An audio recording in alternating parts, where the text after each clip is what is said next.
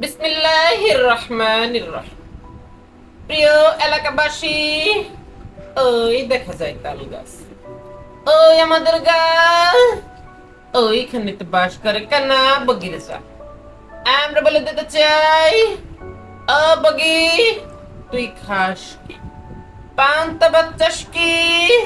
বগি বলে, পান্তা আমি খাই না, পুঁটি মাছ পাই না, একটা যদি পাই আমনে ধরে গপস গপস খাই। এটা যদি উবাইদুল কাদের রেজা হয় সেইভাবে আবৃত্তি করবো।